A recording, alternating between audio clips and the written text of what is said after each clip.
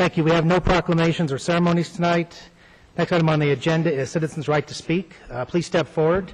Please spell your last name for the record and give us your address and your city for public comment.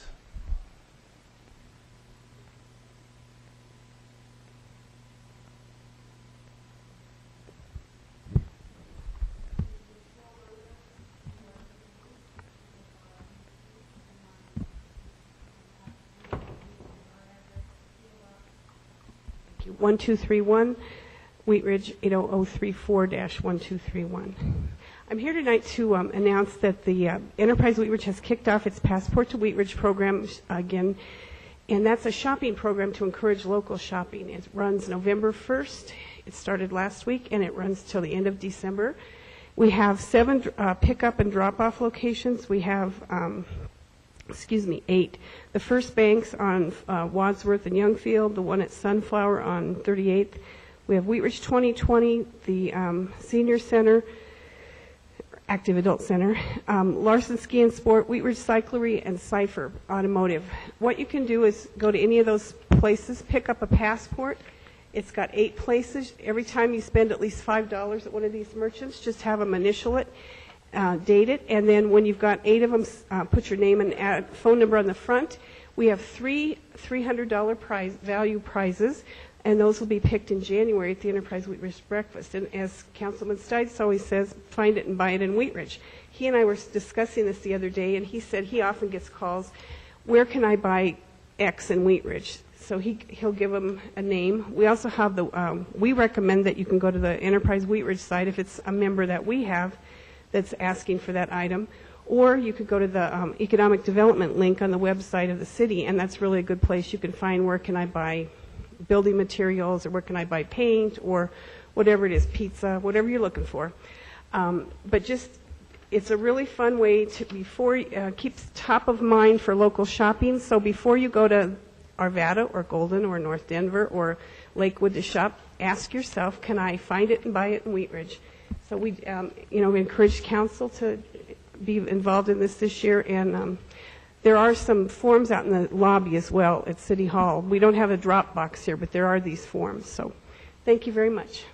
Do we have anybody else to speak under public comment tonight?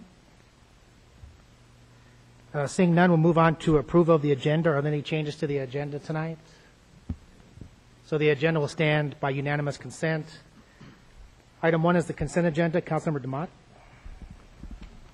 Thank you, Mr. Mayor. I have consent agenda. Motion to approve award of RFP 1026 custodial locker room services to Service Solutions Denver, Colorado in the amount of $31,659. Motion to approve award of RFP 1028 custodial services to citywide offices to Clean Tech Incorporated, Denver, Colorado in the amount of $45,991.47. Resolution 60, 2010, approving submittal of the application for a 2011 joint venture grant to Jefferson County Open Space for the construction of Phase 3 of Discovery Park. Motion in order? Motion's in order. I move to approve items 1A, B, and C. Is there a second? Second. We have a motion to approve the consent agenda, seconded by Councilmember Reinhardt. Discussion on the consent. Please poll the council. Motion carries 8-0. Thank you. The next item on the agenda is public hearings and ordinances on second reading. Council Bill 17-2010. I'm going to open the public hearing. Councilmember Stites. Yes, thank you, Mr. Mayor. I'd like to introduce Council Bill 17-2010, an ordinance repealing and reenacting Section 1153 of the Wheat Ridge Code of Laws concerning application of the state liquor laws within the city. A provision of the Colorado Liquor Code, CRS 1247-101, prevents local governments from issuing liquor licenses to establishments that are located within 500 feet of any public or private school, university, college campus, or seminary, unless a local government by ordinance eliminates or reduces that distance requirement. There are redevelopment sites in the city that fall within 500 feet of a public school. Some of those redevelopment sites are planned to accommodate multi-use zoning that are expected to include restaurants that serve alcohol. If the default 500-foot limitation remains in effect within the city, those redevelopment sites will be unable to accommodate those types of restaurants. Thank you. We'll move on to staff report. Do you have any other comments besides the executive summary? In addition to the executive summary, you'll notice that the ordinance only eliminates the requirement for hotel and restaurant liquor licenses, and that's by design. Hotel and restaurant liquor licenses, H&R licenses, require that there be food service that's regular, as opposed to, say, a tavern license where snacks and bar food are available, but it's not a regular restaurant in the sense that we would think of it. So the idea behind eliminating this 500-foot limitation only to allow hotel and restaurant liquor licenses was with that in mind, that the kind of license and the kind of establishment would be a restaurant establishment rather than a bar or tavern. Thank you. Is that the staff report then? Thank you. Yes, it is. We'll move on to public comment. Do we have anybody here for item number 2 to speak on item number 2? This is second reading, Ms. Adams. Move on to council questions and discussion. Any other comments or questions from council? And we have to assign an ordinance number? That's right. For the record, Council Bill 17-2010 will be assigned ordinance 1472. Is everybody clear? This is the second reading, public hearing. This is approval tonight, final approval. Mr. Demont? Do we still offer a tavern license in Wheat Ridge? Or, Oh, yes, we do. yeah. Sure. You know, is there a percentage of the food that has to be sold on that? for tavern licenses, I don't have the statute right in front of me. For tavern licenses, it's not a percentage of food, but it's the kind of food available. You have to have bar snacks available, and light sandwiches, I think. Tombstone Pizza stays in business, I think, because they provide frozen pizzas to taverns, and so they're frozen. They're in the back, but that plus a microwave for a tavern satisfies the food requirement at the tavern level. So, yeah, this bill doesn't change the range of licenses that are available for people to come in and apply for in Wheat Ridge. It just eliminates the 500-foot prohibition for the H&R licenses. I'll close the public hearing and a motion's in order. I move to approve Council Bill number 17, 2010, an ordinance repealing and reenacting Section 1153 of the Wheat Ridge Code of Laws concerning application of the state liquor laws within the city on second reading, and that it takes effect 15 days after publication. Is there a second? Second. We have a motion for approval, seconded by Councilmember Sang. Discussion on the main motion. Please poll the council. Motion carries 8-0. Thank you. Ordinance is on first reading. Item 3 is Council Bill 18-2010. Councilmember Stites. Yes, thank you, Mr. Mayor. I'd like to introduce Council Bill number 18, 2010, an ordinance revising Chapter 20 of the Wheat Ridge Code of Laws concerning stormwater, water quality, and control. Is the motion in order? Motion's in order. I move to approve Council Bill number 18, 2010, an ordinance revising Chapter 20 of the Wheat Ridge Code of Laws concerning stormwater quality and control on first reading. Order it published. Public hearing set for Monday, November 22nd, 2010 at 7 p.m. in City Council chambers, and that it take effect 15 days after final publication. Is there a second? Second. We have a motion for approval, seconded by Councilmember Sang on first reading. Please poll the council. Motion carries 8-0. Thank you. The next item on the agenda is decisions, resolutions, and motions. Item 4, Councilmember Reinhardt. Item number 4 is a motion to approve the proposed changes to council rules of order. In several study session, we reviewed our current council rules for operating, and the proposal on the table is to make 3 changes. 1, a proposed restriction on public testimony at council study session unless waived by the council. 2, a provision for allowing council members to respond to citizens after the closure of the citizens' comment portion of the council meetings. And 3, a proposal to select mayor pro tem nominee by secret ballot and to elect the selected nominee by majority vote with the encouragement to conform the nomination unanimously. Is a motion in order? A motion's in order.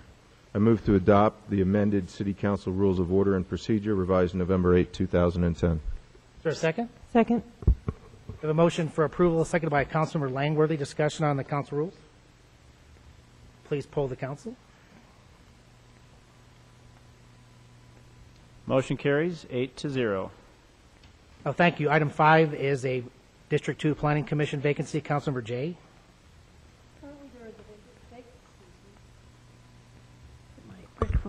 Currently, there is a vacancy in District 2 on the Planning Commission. Council members Jay and Sang request that Scott Ohm be appointed to the Planning Commission, term ending March 2nd, 2013. Motion in order? Motion's in order. I move to appoint Scott Ohm to the Planning Commission, District 2, term to expire 3/2/13. Is there a second? Second. We have a motion to appoint Scott Ohm, seconded by Councilmember Sang. Discussion on the appointment. Please poll the council. Motion carries 8-0. Thank you. Item 6 is the continuation of the public hearing for the budget. So we are in the still in the open meeting. Do we have anybody here to speak on the budget tonight, 2011 budget?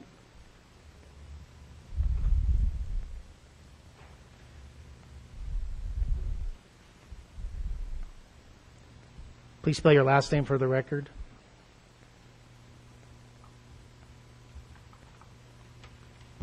Turner, Turner. You need an address? Either a city or an address is fine. Okay. I listened to a lot of the comments the other night on the budget, and I certainly agree with the comments. There are too many top positions, too many administrative positions, that there shouldn't be raises in salaries of high positions. For example, the Economic Development Director position, which is vacant at the moment, but the salary was upped. It just seems that it's a time when you should be looking at cutting, maybe not cutting salaries, but the attrition procedure where if the people are dropping out of some of the lower paid positions, rather than firing people, you can drop them a notch. When times are good, people can go up the ladder, and when times get really, really tough, it can work the other way and still not put people out of work. I think you need to look at the capital projects. I think the proposal to make the Park and Public Works Administration building is atrocious. It was on the agenda 2 years ago. I remember speaking against it at the time. There was no argument or information given that indicated it was a necessary thing. It was simply something that maybe there's a little too much empire building sometimes, that the council needs to say, look, we're in tough times. We need to cut down. We're not going to go with things just because we want to do them. The proposal right now, well, actually, the first thing the council did when there was the downturn in the economy 2 years ago was buy the property for this building. Now it is on the agenda again, and it was, or in the budget, wanting you to pay $500,000 a year to build this building. Now maybe you know things that, of course, none of us do know, but maybe if it isn't something that is vitally necessary, it should be simply either put on hold or dismissed. I'm sure you can find another use for $500,000 every year for 7 years. Another project listed in there is the gateway signs for $100,000 a year for 4 years, but not starting until year after next. If those things are not entirely necessary, unless there's a big upturn in the economy, they should be put on hold or simply not done. I think you need to look at the projects that you have put money into. that weren't necessarily anything citizens asked for, but that you wanted to do, like buying the Stage Stop building for, I believe it was $3 million, and buying the property next to it for another $1 million. Certainly not something that was vitally necessary at the time. And also, it was something that put somewhere between 60 and 70 jobs that persons held there out of the city. I think things like that need to be looked at, and you need to weigh every expenditure in terms of, is this really necessary right now?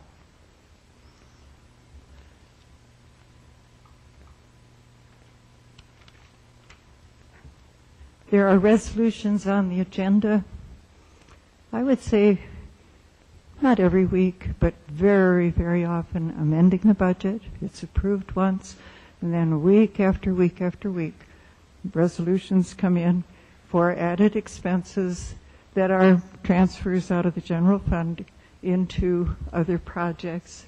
In 1-2 week period, there were about, I think, 4 or 5 of them, including something like $79,000 for the Connections magazine. Now, this is maybe small potatoes, but, you know, $79,000 is a lot of money. It used to be a very economical publication that was simply news, information given to the citizens, things that were coming up on agendas, laws that were being considered, an informational thing. And now it has emerged into a high-color magazine with a lot of promotions and a lot of I guess you might say, bragging about things that are being done, but not really a heck of a lot of information.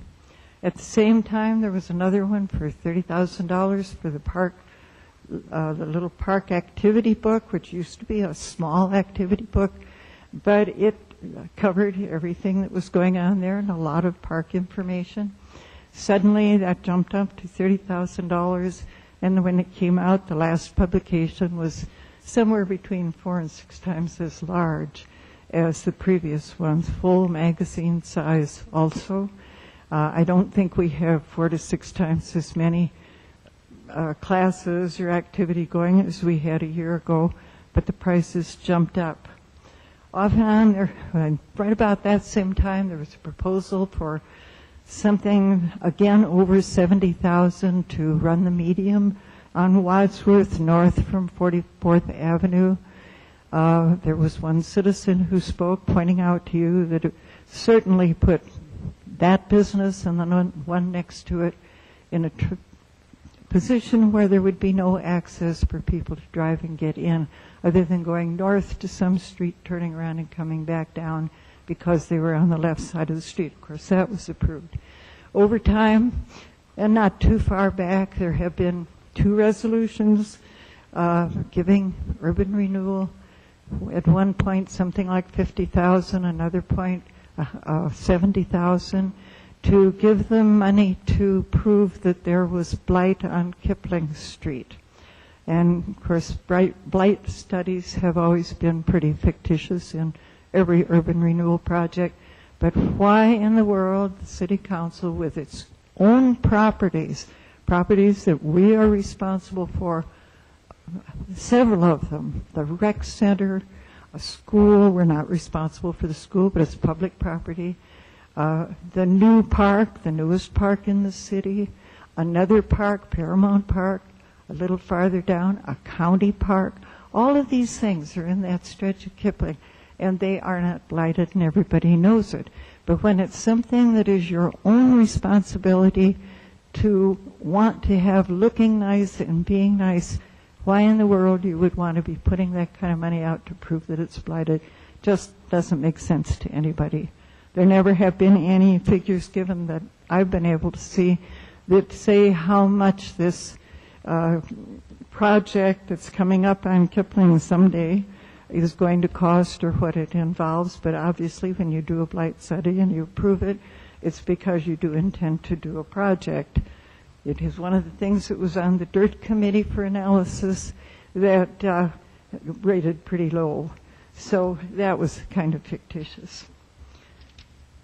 There are a lot of things right now that are maybe tighter because of the tight economy.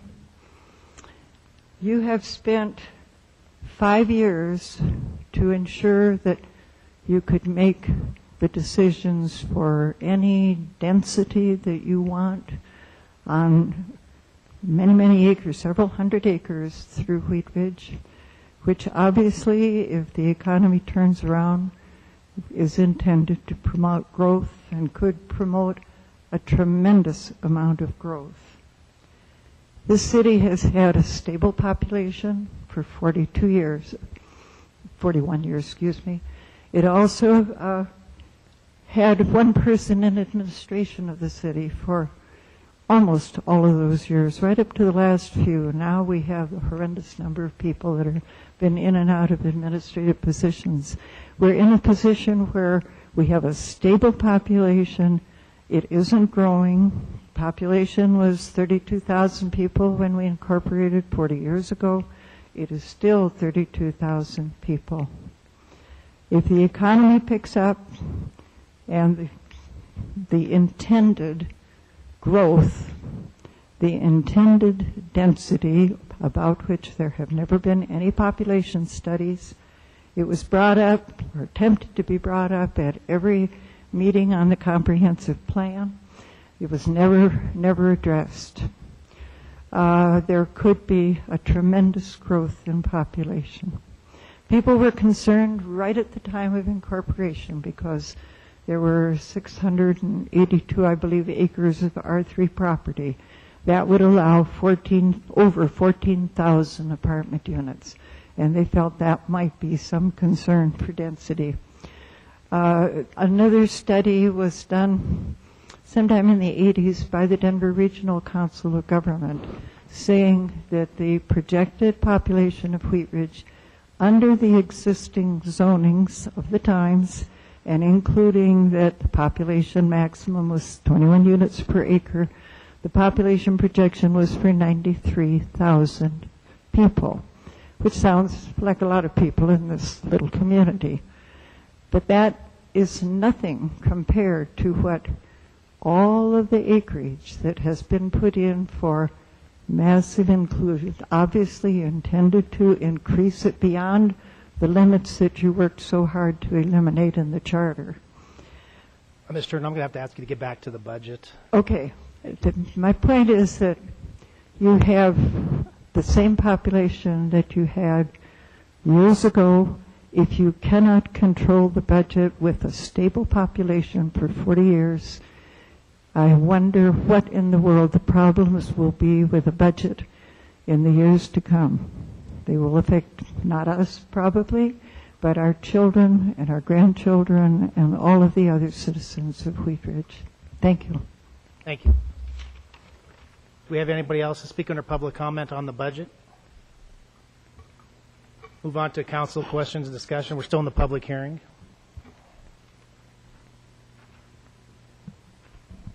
Ms. Berry? Yes, thank you.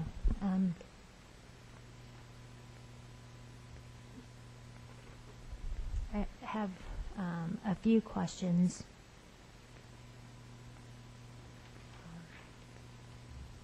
Under the police department budget, the overtime amounts for, I think it was in the investigations units, went up significantly.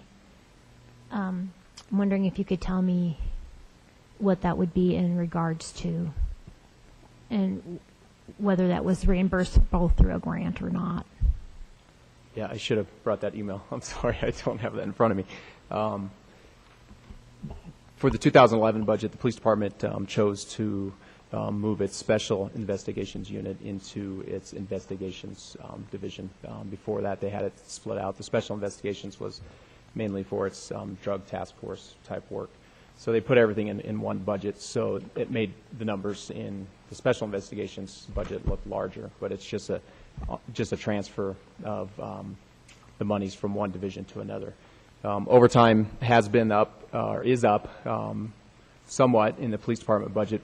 They we're pretty diligent about cutting it back to the last few years, but in the police department budget overall, we've increased overtime for couple special programs that we've been receiving requests for from the citizens. One is Greenbelt Patrol. I think it's about $17,000 that we put in. We've had a lot of complaints of citizens down in the Greenbelt not feeling safe. So we did put about $17,000 of overtime in that to get some police officers down in there. Some of the overtime too is grant reimbursed. We do get some grant funds for DUI, checkpoint items, some of the drug task force and auto theft task force programs too. We get reimbursed through grant programs. So, and I think the police chief did respond to Ms. Berry too. So if I forgot something, if you feel free to respond also. No, that was a pretty good summary. Under in the Public Works Department, under professional services, there's a $40,000 line item for grant match Wadsworth Corridor. And was that, do I have to hire a consultant to do some design work for that grant, or is that just kind of the city reimbursing it? Are we using our own staff for that and just listing it out as a line item? We discussed this at a study session several months ago with City Council. This is the Tiger Grant that a Metro consortium of cities has applied for. A coalition of, started by the City of Arvada, but the City of Wheat Ridge joined, Lakewood, Jefferson County, I believe Golden, well, I'm not sure of Golden, but to look at the Wadsworth Corridor and to look at planning efforts for the future, primarily to connect the two light rails once they're both in, both the West Line and the Gold Line. We did apply for that grant, or the coalition did, several months ago.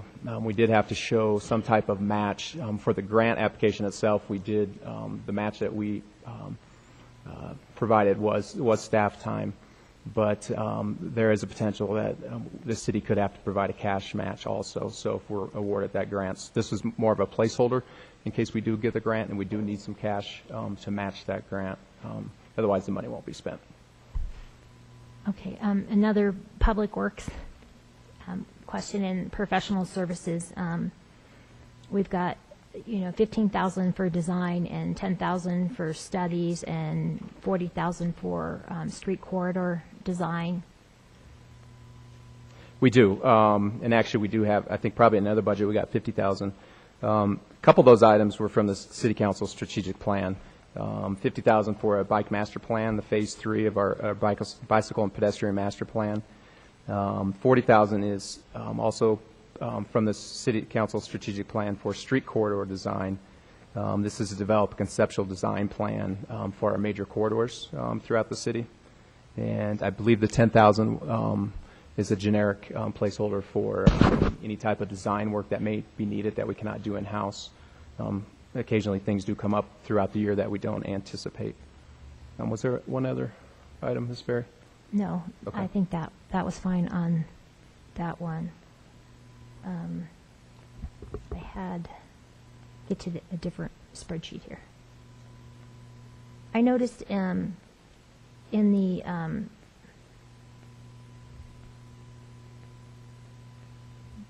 through the Parks Department and through the sales tax department, our processing fees for taking online credit cards is, let me find here.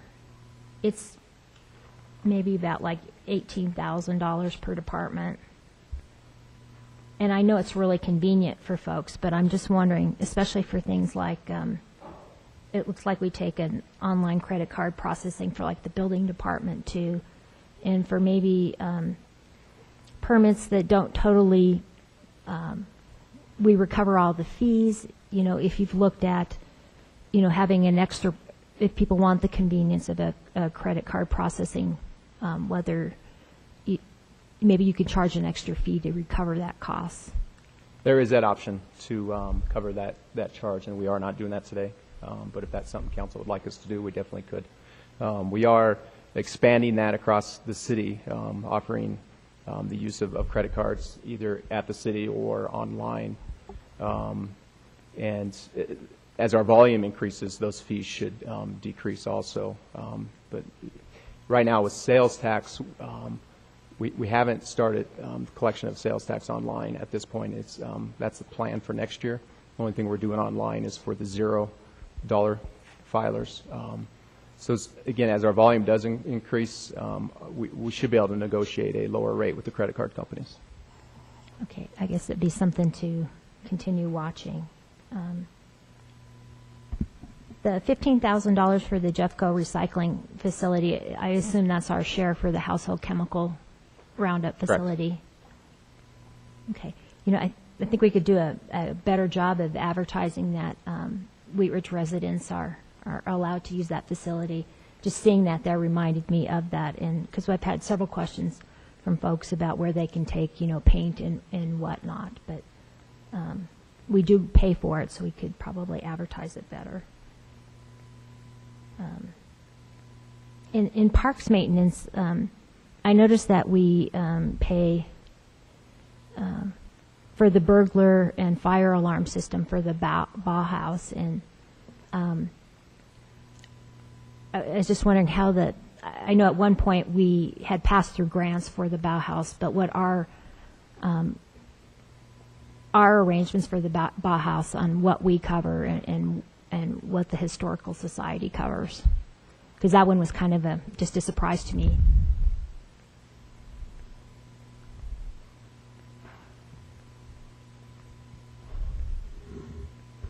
The city owns the property and is responsible for the maintenance. And when the Bauhaus is completely restored, the city will be responsible for maintaining it, paying the heat, the burglar alarm, etc. Okay. Same as we do at the historic park. So the Historical Society is just helping with the restoration at this point, or? Yes. Okay. All right. Thanks. One thing I did notice too is the Forestry Service is using a lot of the Mile High Youth Course to help do a lot of tree removal and tree planting, and that's a really great resource to use. They do great work, and they do it fairly inexpensively. So I think that was a creative way to help take care of some of the forestry items. I think that was all questions that I had in regards to those line items. Thank you. Ms. J. It seems there's been quite a bit of conversation about the Connections newsletter. In looking at that and checking on a couple of things, it seems that some of the other cities are using the Mile High newspapers to print and deliver, but definitely deliver to the full city city newsletters. And I'm wondering if we maybe could check into that. There could be some savings there, as instead of doing our own mailing, as well as on top of the mailing that Mile High Newspapers is doing, since they are doing our legal printing as well. I spoke to Heather about that briefly, and she said our contract was up in December, I think, with our current supplier, and an extension was coming due. So maybe looking into that would be a viable thought.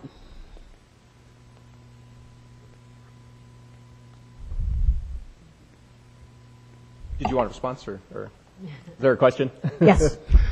What the question is that you want? Can we look into that? Yeah, we can definitely. Can staff look into that and see if we can make some savings there?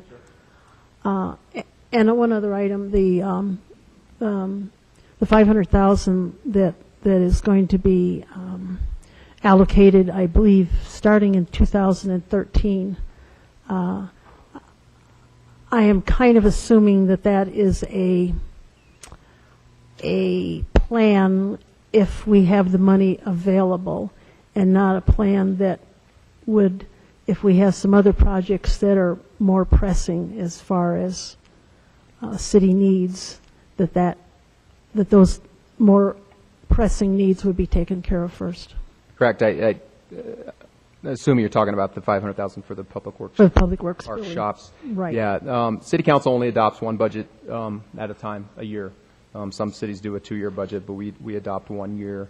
But for planning purposes, the CIP budget is planned out for 10 years, just to Okay. allocate funding to different Kind of projects. But get those funds are awareness. not adopted or allocated Okay. with the adoption of the single budget. They would be looked at again as each year is adopted. That's fine. Thanks. Ms. Adams? Just for a point of clarification on the health insurance, I guess the rates have gone up for all employees, which makes our copay, anyone who participates, including the administrators as well as department heads, the entire staff, and any employee. That is correct. There is no one that is sacred on that. No, anybody who's participates in the city's health plan is receives the same rates and pays the same rates. Right, exactly. Correct. Okay.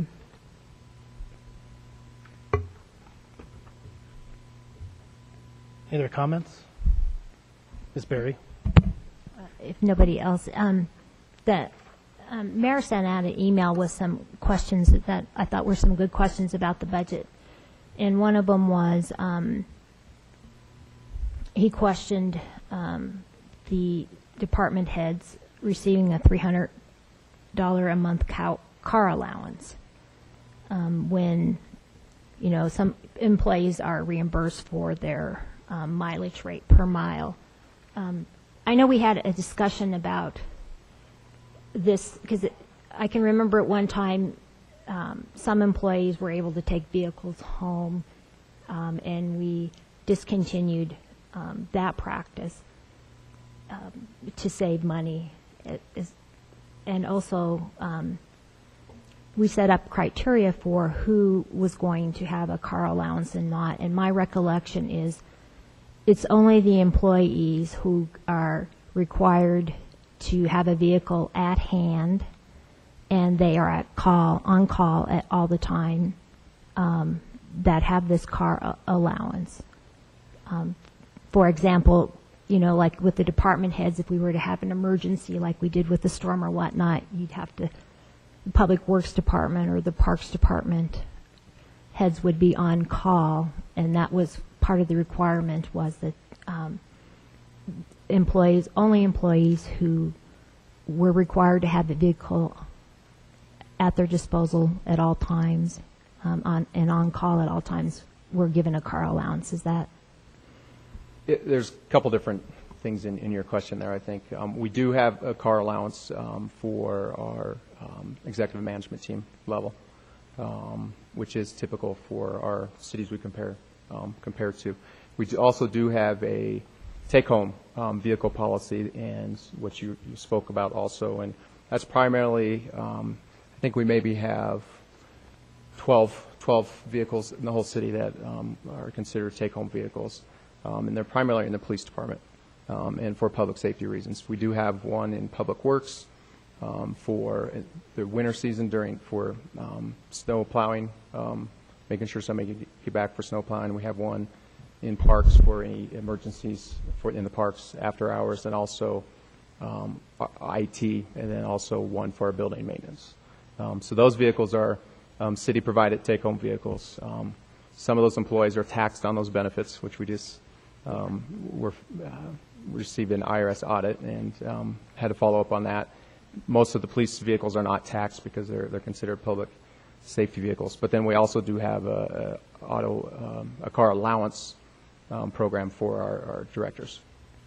And are the directors considered on call at all? Pretty much, yeah, basically, yeah.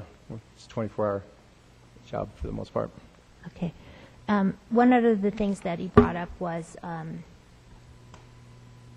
I think Mrs. Turner did too, was funding of a new Public Works and Parks Department building. And I know that's on the capital plan, but are there any monies in the budget for that this year? No, there's no monies budgeted or proposed in the 2011 budget for that project. It is in the planning budget for the 10-year program, but that will not be adopted as part of this budget. Then another thing he brought up was replacing vehicles, and that it's not fiscally conservative or wise to replace vehicles at this time, and reducing the vehicle replacement budget from $750,000 to $500,000. My recollection is most of the monies in that budget are for replacement of a street sweeper and other types of equipment. A good chunk, I think that 750, I think 250,000 is for a street sweeper. And there's numerous other vehicles in there, but that's the largest, I think, expense. So if we were trying to reduce that from 750,000 to 500,000,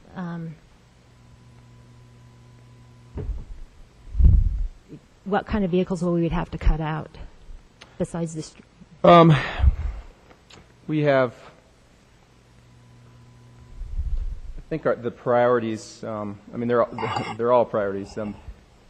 If you remember from the budget retreat that City Council had back in April, Public Works let you all know that we are behind by about $2.1 million in replacing vehicles, and we did receive direction at that time from City Council to put about a third of that into the budget for 2011, and these were the priority vehicles at that point.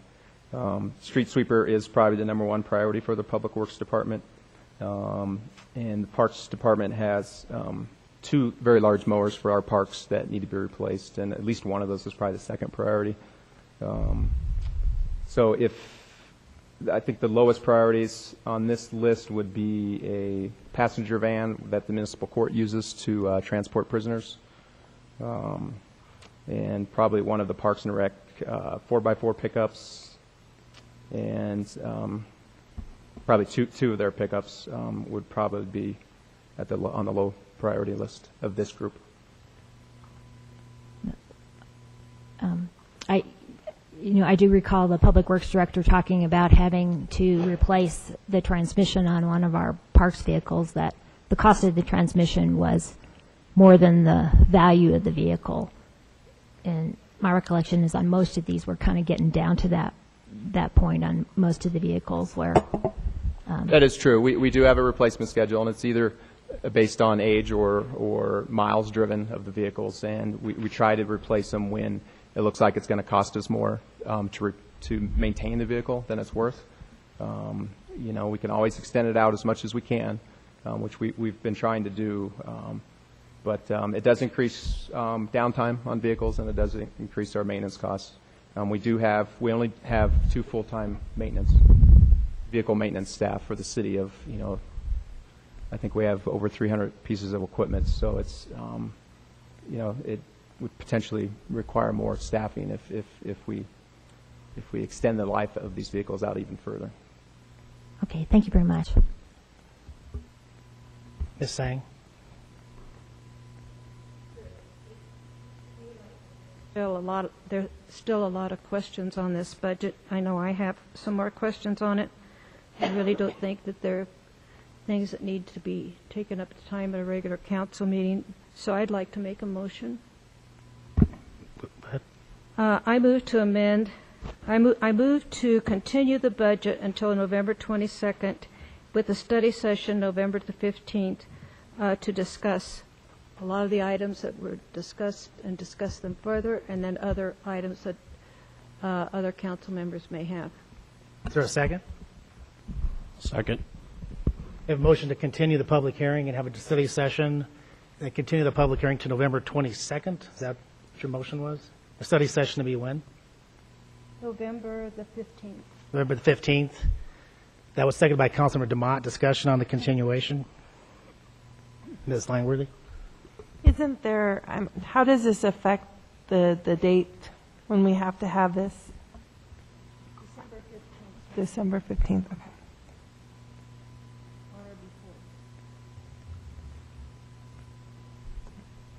Am I clear that we would have both a study session as well as a regular session to continue. We would have both a study session, and then we would come on the dais and vote on it. No, the motion is that you'd have a study session on the 15th, Right. and then come back on the 22nd for the budget.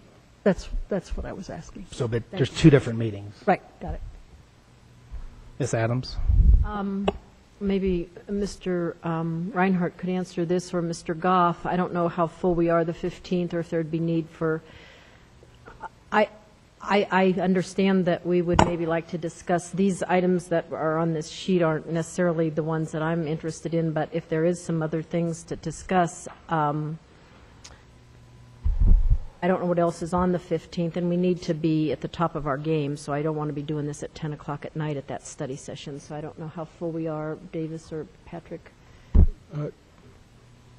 I don't have it in front of me, but We currently have two items to discuss that evening, the Public Art Action Plan and the Medical Marijuana Ordinance.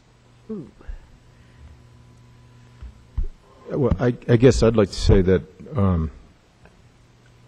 I don't think that we're shedding any new light on the core budget here, myself, and that I think we're grinding over issues. We've been in several study sessions, and I don't see anything changing. So I'm going to be opposing the motion to continue. We continued once when I felt the budget was complete, so I won't be supporting continuing again. Ms. Berry? Everything, I've gotten all my questions answered, and I'm fine with the budget. Mr. Stites? During this whole process, I've been really uncomfortable, and I've been uncomfortable. Well, one, I wasn't at the budget retreat, so I can pretty much say what I want, which I would anyway, I guess. But I've been extremely uncomfortable with the budget and the budget process. We're still going through tough times, and we're still going to be through tough times.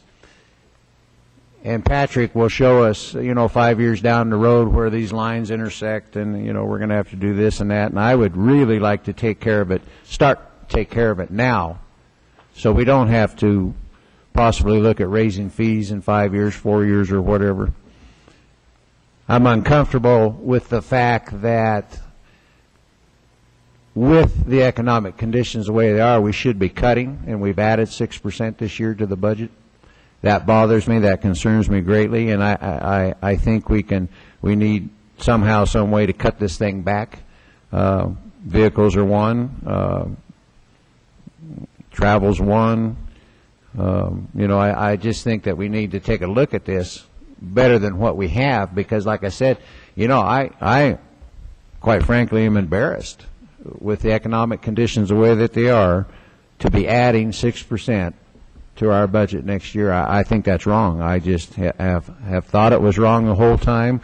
I've stated in the budget sessions that I think it was wrong, and I'm extremely uncomfortable, so I will support it, to try to give it one more week to try to get this thing down. Vehicles the same way. I work on vehicles every day for people, and it's absolutely amazing. I'm working on vehicles in the late 60s that they drive every day, the 70s that they drive every day, the 80s that they drive every day.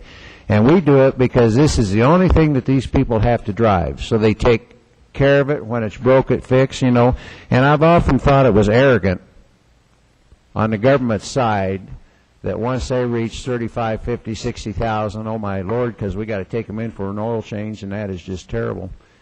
So I will support Wanda on this. I'm going to give it one more go in a couple more weeks to try to weed this thing down. We got to get this thing down. I'm going to go ahead and pass the gavel to Mr. Reinhardt. I'd like to make some comments since my email was brought up. It comes across by the way the questions are asked and the way things are delivered that somehow my comments are to punish the staff or punish the city or punish the council. And the biggest concern I have is that whether somebody is on call or not, that the management team, and this is nothing against our management team, but in a time of economic strife and turmoil, why 6 employees of the city, 6 managers of the city are receiving $300 a month, a check for a car allowance, when they could be paid mileage instead. If there's an emergency, they would be paid mileage to drive to the city of Wheat Ridge during that time of an emergency. My point is this: mileage right now is 51 cents a mile. and the managers are getting $300 a month, a check, which is basically a car payment, to be on call. That's about $20,000 a year when you add in 6 times 3 is $18,000. My point is, put everybody on mileage for now, because if you really think, if this council believes that they're going to go to the voters next year, the year after, and say, we sure like to have a sales tax increase or a utility, and the citizens know that the management team of the city in economic downturn is getting an extra $300 a month, when the general employees are taking a pay cut because their insurance rates went up, and the managers are too, but most of the managers are making 6 figures or more. So why do we pay them $300 a month for a car allowance? And this is not to drive back and forth to work. This is to drive within the city. So I calculated that you would have to drive on city business 1 month, 600 miles, to get the $300 check that they're getting once a month. And like I said, this is not a punishment on department heads. This is not a department on Patrick Goff. He did a good job on the budget. My point is, what message are we sending to the citizens who are taking pay cuts and are not working to say we're going to pay our management team $300 a month flat rate? All I've suggested is that for the time being, all employees are paid the mileage. Whether you're a manager or the person paving the streets or the person driving the parks truck, you pay, and you're using your car, you're paid mileage. The other thing I wanted to mention was that, again, I believe that the Connection newsletter, we could save, so that's $20,000 right there in savings possibly. Now, there's going to be some residual cost back because you're going to have mileage. But I don't think you're going to have 600 miles a month per employee driving in the city to do business. If they do, God love you, because that's a lot of work.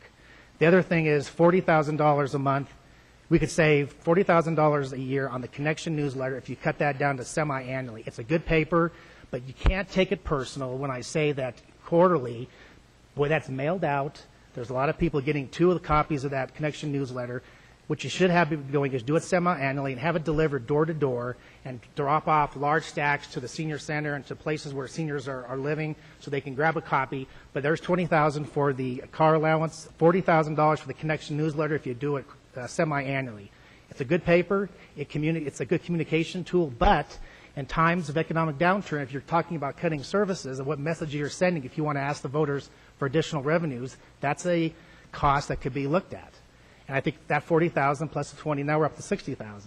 The other thing is that when I mentioned the vehicles, I didn't say which vehicles to cut, but I have to agree with Councilmember Stites that when you buy a car, a lot of these vehicles now come with 100,000-mile warranties. They are driven a lot, especially the police department vehicles, but in times, again, we have 2 mechanics on staff. Is that correct, Mr. Goff? 2 mechanics? We have 2 mechanics working for the city of Wheat Ridge. They need to be able to work on those vehicles and keep them running. And I really don't have a problem that you're putting a new transmission in a truck, whether it's worth that much or not. At least you're taking care of that vehicle and it's running, and you have 2 employees who you haven't laid off. My concern was this on the insurance. The insurance rates went up 15.5%. Staff was able to get that down to 5.5% on cost. But the concern I have is, and correct me if I'm wrong, Patrick, that an employee plus 1 was given a better percentage than a family rate. Is that true? Correct. We added, for 2011, we're proposing to add a 3rd tier to spread out kind of the fairness, actually, of our plan. In the past, single employees and employees plus 1 were actually subsidizing a family on the insurance rates. So adding the 3rd tier, you got the employee plus 1, and then the family, that's employee plus 2 or more. That didn't decrease what the employee plus 1 would pay, but it increases what the employee pays and increases what the family pays. And that's my concern. I think it's just disappropriate to say that families are going to pay more, and it was probably wrong when the employee plus 1 were paying more, but the percentages of what the city covers should be the same across the board, because I think it's unfair, because families will be taking a larger pay cut per year than an employee plus 1. If they're not going to get a raise this year or a bonus plan, and they're going to have to pay more for their insurance, they're actually paying more money to work here. And one of the things that I would suggest that council do is say to the employees, do you want to have a merit raise, or would you rather have your insurance stay the same? I thought when our president said that we were going to have all this health care insurance and it was going to be cheaper, that was going to be the point of this. But every year, health benefits go up. So I would say it'd be better to talk to the employees and say, do you want bonus or merit raises, or do you want your insurance rates to stay the same? Because that's really more important at this time. The other concern I have is that you said, well, we're only going to give bonuses. Well, you know what? It costs a lot of money to keep a police officer on the street. By the time you've trained them for a year, and they're half of our employees. And so when a police officer is trained and we don't keep them at the 70th percentile, eventually we're going to lose those police officers to Arvada or Lakewood or Denver or whoever that's not having budget cuts and they're not actually cutting their budget. And my concern is this, is that there's three things that we do right, hopefully in the city of Wheat Ridge. It's police, and I think the police should have the merit raise and keep them at the 70th percentile as part of that $145,000 money that was allocated for bonuses, because I know that staff has always opposed me on this, but I think police officers, because of their line of work, are in a different position than regular employees, and we need to make sure that we don't lose them, because when you lose a police officer to a different department, you've lost that training, you've lost that expertise, unless they're coming from a different department. But why would they come from a different department if we're not keeping up with the pay scales of other departments? We're not keeping them at the 70th percentile. So bonuses are great. The other concern I had was, are the bonuses going to go to management? Are those bonuses going to go to the people in the field? Because someone making $100,000 and more sure could not use a bonus as much as someone who's making $42,000, $30,000, or $20,000 in the field. So those are the concerns I had in my email to council, and I would hope that if it goes to a 4-4 tie, that I will vote to postpone this to at least one more study session, because I think what I listed out here, you don't have to accept it. The mayor has no vote on the budget and no veto on the budget, even though the mayor is elected at large by the citizens of Wheat Ridge. So I would at least hope that you would take some of these into consideration and say, what message are we sending to our citizens who are probably, the average salary in the city is $30,000 to $45,000 a year, and we're paying these types of salaries. And it's really frustrating when someone says, well, we did a research and everybody else is paying their department heads $300 a month or $350. Well, we don't have to be like everybody else. You know, Arvada, Lakewood, Golden, they're all in different situations. So if you expect the taxpayers next year or the year after to actually support a sales tax increase or utility increase or some kind of a revenue generating, we have to have our house in order, because we do three things as a city: police and public safety, roads and drainage, and parks and recreation. And we still haven't addressed the drainage problems on between 26th and 29th Avenue in District 1. Those folks came in under the Dirt Task Force. They came in under other budgets, and we still haven't addressed that drainage, whether we're going to talk to those folks about different opportunities or different situations. It just keeps pushing it away. We're not looking at the Arvada channel. There was $500,000 available for the Arvada channel to encourage redevelopment along I-70 east of the Medved, and we haven't looked at that. We put that out in the future. So we're not looking at the drainage, and we're not looking at any of these issues that would make our city a better city for economic development, in my opinion. And what I've listed here is almost $1 million that will be able to be put towards either public works or infrastructure, targeted salaries for the police department or public safety, or some drainage that would help the city of Wheat Ridge retain those folks that we're trying to keep, and also bring in new families and new stakeholders in the city of Wheat Ridge. So that's my soapbox, and thank you for listening. So we have a motion to continue, and May I respond? Sure. I'm the one that stood up and said that I thought we'd been through the budget, and I think that in my mind we're still ready to move forward, and I think that these issues have been discussed broadly, and I'm tempted to tackle them one at a time, but I think I'm just gonna resist that temptation to drag this down, but to say that I think these issues have been considered and discussed by council. I don't think that there's any of these issues were not discussed at some level at a study session in the past, and the conclusion of the budget practice with several iterations brought forward the budget we have in front of us, and I will resist any further temptation I have, and again reiterate that I intend to vote against the need to drag this out. Thanks. Ms. Berry. Mr. Goff, it's a balanced budget. Our expenditures this year, is that not correct? It is for the operating budget, correct. We are dipping into reserves for our capital projects. All right, thank you. Ms. Adams. Wrong button, sorry. I think some of the things that you addressed, Mr. Mayor, we've addressed over and over in study sessions and have come to resolve that they probably will be coming back for some discussion and balance. The budget is balanced at this time. Mr. Goff, if I remember correctly, assistant to the city manager position right now, no decision has been made on that, right? That's correct. It's still an authorized position, but it's not filled. No plans to fill it anytime soon. Right, so that's inaccurate information that we would be hiring or rehiring at this point. We need to look at that. All of us sat down and talked about it. Which one are you talking about? The assistant to the city The manager. assistant to the city manager or the deputy? Both positions are not filled or no plans to fill them. Right, we're still looking at that as a group. Can I respond to that? Well, I addressed him, but I suppose, do you want to Because pass the I gavel? thought that it Pass the gavel. passed the gavel because we had mentioned that we had somebody here getting paid to do the assistant manager position, assistant to the city manager position. I apologize for the confusion. We do have somebody in a temporary role. It's not filled permanently. But yeah, we do have somebody picking up some of the work. Thank you. Any other questions or comments before we vote on the postponement, the continuation of the public hearing to November 22nd with the study session on the 15th? Any more discussion on the continuation, Mr. Stites? Just real fast. Somehow, some way, we got to get into a mindset on how we could possibly save money.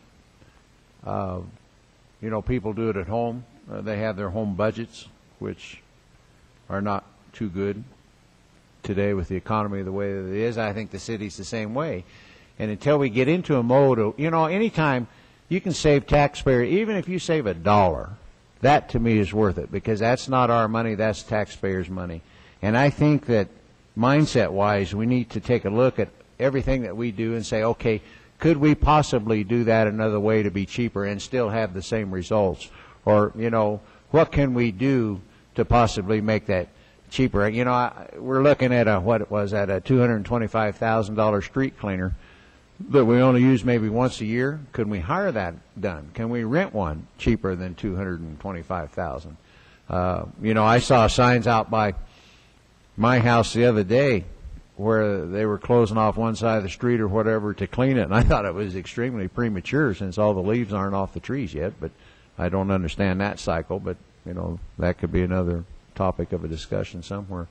But we just somehow, some way got to get into the mindset of how we can save money, how we can do stuff and save money. Because it's too easy. It's just too easy to say we need $50,000 for this or $50,000 for that. But like I said, I'll support this because I want to go, one more week, see if we can somehow get this thing down. Ms. Langwood? Well, unfortunately, I wasn't here at the last meeting. I was on vacation, so I wasn't here during that last discussion.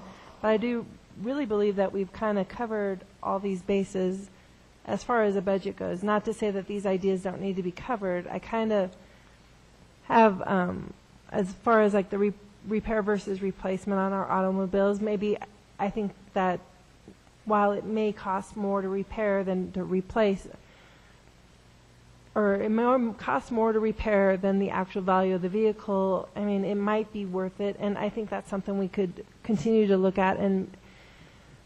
But I don't know that that is something that, at this point, I think that the budget is good. I agree with you, Mike. I honestly do like to cut money where I can, but I don't think that we're going to find all of that today, and maybe that is something we can. Because even if we put it in the budget, Patrick, if we find a way to make a cost savings, we can always go back and make our cost savings, correct? The budget isn't like you have to spend whatever you put in. Correct, and we typically give back, Yep. Used to be in the millions. We're getting, the budget's tighter and tighter. We get closer to spending pretty much everything, but we usually put more money back into the reserves at the end. So if at a later time we come up with some discussions about some of these items that have come up today and we find ways to make savings for our citizens, we can still implement those. It's not, by passing the budget, we're not saying that we can't find more ways to save our citizens money. Correct? Correct. Okay. Ms. J. We had a study recently that indicated that our employees were basically overworked and underpaid. So I'm not feeling as though we are in any way overpaying our citizens, our staff. And the vehicle replacement, we have gone for some time without vehicle replacement, and that stuff adds up. I believe I heard a figure of 2 million something behind in replacement. And I also am aware that we extended some of the miles that we were deciding to allow for vehicle replacement. Perhaps we will continue to hold that as our new criteria.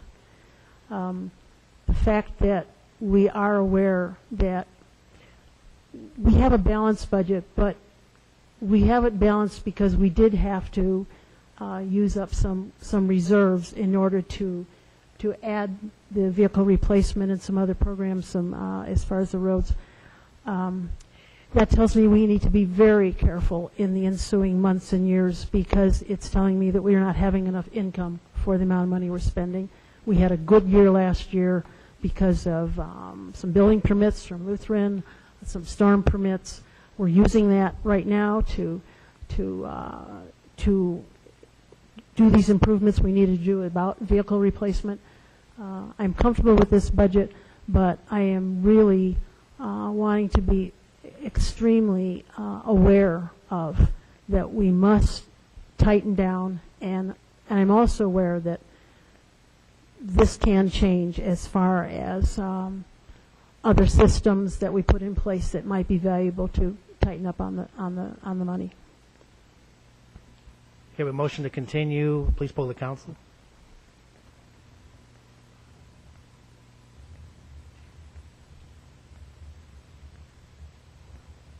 I'm waiting for one vote from Councilmember Jay. Voting to approve the budget. No, we're voting to not continue. No. Motion fails 5-3 with Council members Stites, Demott, and Sang voting yes. Okay, is there a motion for approval or amendments?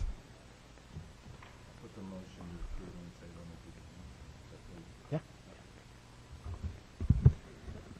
I move to approve Resolution 59, 2010, a resolution adopting the city budget, appropriating sums of money to the various funds and spending agencies in the amount specified for the city of Wheat Ridge, Colorado for the 2001 budget year. Is there a second? Second. We have a motion for approval, second by Councilmember Langworthy. Discussion? Poll the council on the main motion.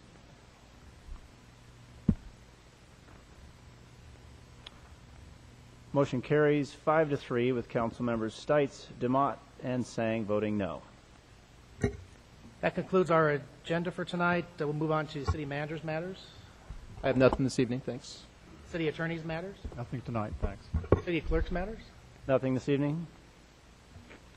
I just wanted to wish all of our veterans congratulations and thank you on Thursday for Veterans Day for serving our country, all of our veterans here and abroad. I also wanted to make a quick note that tonight I won't be here for the study session. My wife had surgery on Friday. She's home, but it was a little bit rougher than we thought, so I'm going to run home and take care of Julie. But I wanted to say that during the study session, the mayor's office, the Urban Renewal Authority, staff, Patrick Goff, a lot of people have worked on 44th and Wadsworth, which is the study session agenda tonight. And talking to Patrick, what they need tonight is some direction on a loan of up to $1 million for the infrastructure at 44th and Wadsworth, whether that's going to be 2 or 3 different vendors. The goal is to get the infrastructure started at 44th and Wadsworth to make that property marketable. That's their first priority, is to get a green light or a red light tonight from City Council so we can get off the dime here and get this project up and running, whether it's the county or anybody else that's interested in that location. But the city has to show it's open for business by agreeing to some funding as a loan to get back from the Urban Renewal Authority to start the infrastructure. Then on second issue is they're looking to extend their share back of the Safeway project and the funding past 2014, and they're also looking to increase that amount, but those don't have to be necessarily decided tonight, which you'll be hearing those requests and comments from the Urban Renewal Authority. But the main issue tonight is the loan or the share back of monies to the Urban Renewal Authority to get the infrastructure going at that site. So, thank you. Councilmember Berry. Nothing, thank you. Yeah, a couple things. I would like to wish our veterans and their families a peaceful week and a peaceful Veterans Day. Also like to wish luck to the Wheat Ridge High School Farmers football team for their playoff game this Friday, 7 o'clock at Jefferson County Stadium against Mesa Ridge. Go Farmers.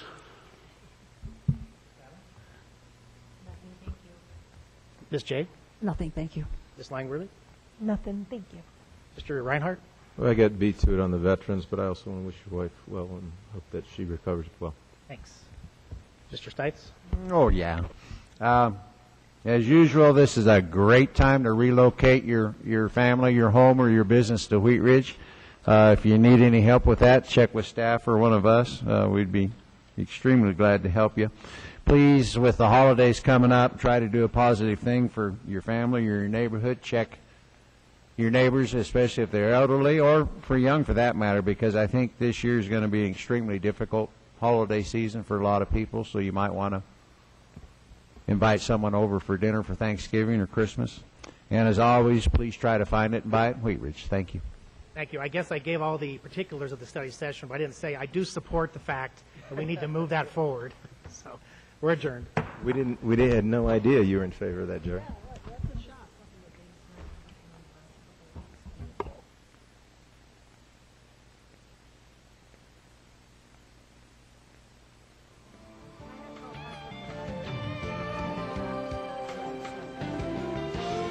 Wheat Ridge Channel 8, keeping you informed on events in your community.